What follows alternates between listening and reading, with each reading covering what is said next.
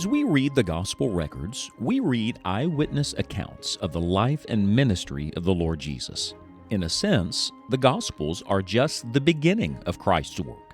The adventure continues in the book of Acts. In this study with Scott Pauley, we consider the continuing work of Christ through the Holy Spirit, who works through the apostles and the New Testament church. Now, let's get in on the adventure. Are you living today in the blessing of God? This day, are you praising the Lord? Are you having God's favor on your life? Are you seeing the Lord at work? Because that's the way God designed it to be. It doesn't mean every day is perfect. In fact, no day is perfect. And you and I certainly are not perfect. But it does mean that every day we can see God's hand upon our lives. Every day we can hear His voice. We can walk with Him. Every day we can experience His divine enabling. This is the message of the book of Acts. It's not history.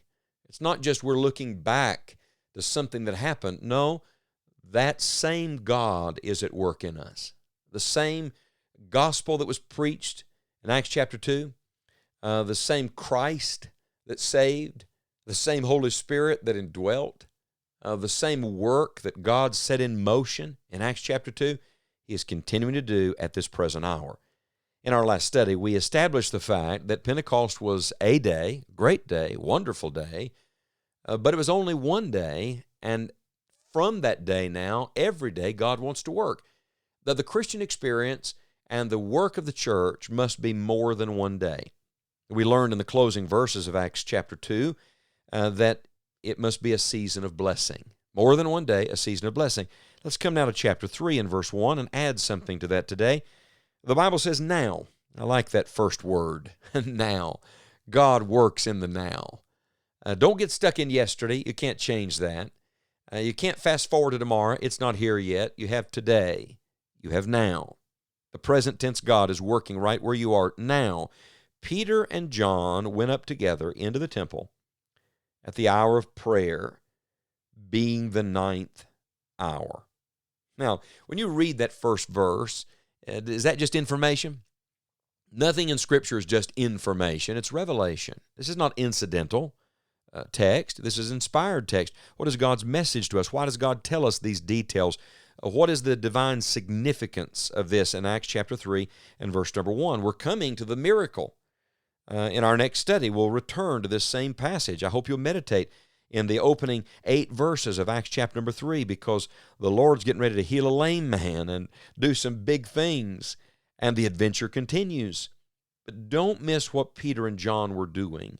The Bible says they were going together to the temple at the hour of prayer.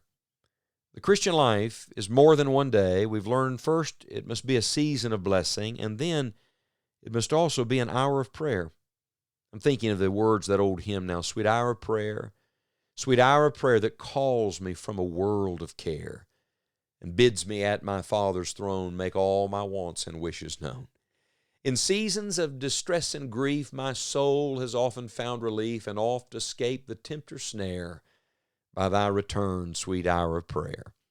I wonder, when was the last time you had an hour with the Lord? When was the last time you set aside an hour just to give to God? The Bible says that Peter and John were following the regular custom of these Jewish people of an hour of prayer. But I think this is really important, because in the previous verses, they have just seen tremendous answers to prayer. I mean, can you think of a greater answer to prayer than the day of Pentecost? They'd been praying, remember, for 10 days after the ascension of Christ, and now their prayer and Jesus' prayer's answer to the Holy Spirit has come. And they've seen tremendous spiritual blessing. 3,000 people got saved. And they're experiencing a oneness and a unity and a miraculous work in that early church. And yet, please don't miss this, they're still praying. I think in my own life so often I have stopped praying too soon. I've let up when I should have pressed in. I wonder how many times we have quit praying just before the blessing, just before the spiritual breakthrough. They're praising God at the end of chapter 2, but when you get to chapter 3, verse 1, they're not just praising, they're still praying. And by the way, they're persecuted too. in this very chapter, you're going to see lots of persecution. But even in that persecution, they're not distracted or dismayed. They are still praying. I wonder, are we still praying? Are we serious about our prayers and sincere about our seeking God? Where's the fervency gone? Where's the urgency and intensity? The story of the New Testament church is the story of praying people.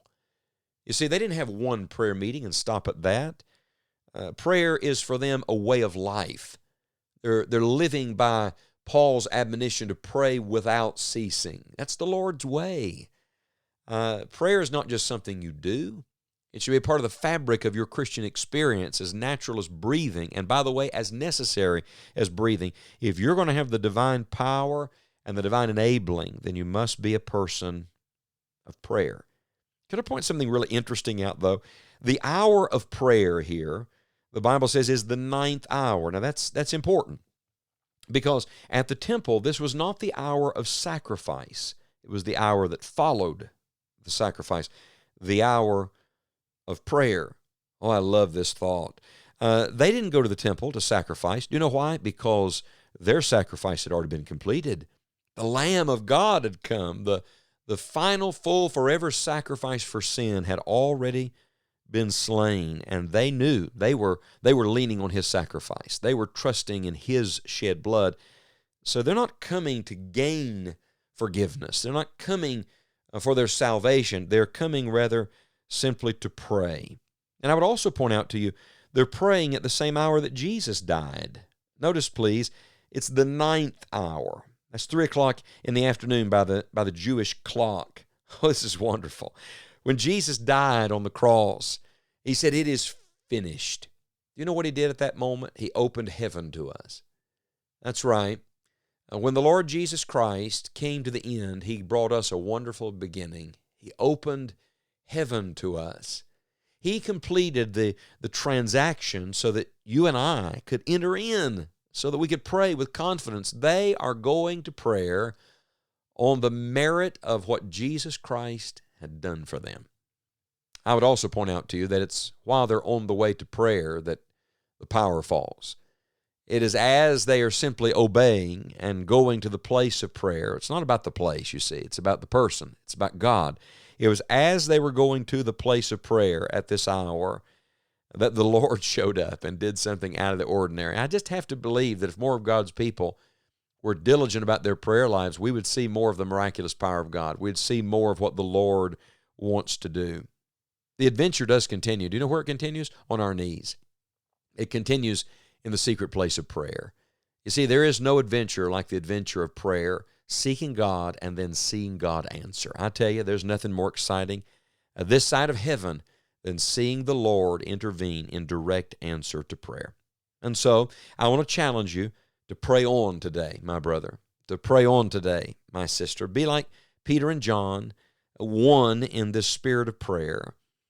Find you a place, set aside a time, and today, let your Christian experience be more than one day in the past, more than one event in your own history. Instead, let it be a season of blessing. And by the grace of God, let it be an hour of prayer. And may that hour be very sweet and precious to you. You can't rush into the presence of God, and when you get there, you won't want to rush out. Enjoy the Lord, worship the Lord, talk to the Lord, seek the Lord, and when you come from that place of prayer, you will come away a different person and ready to make a difference for Jesus Christ. The same is true today as it was then.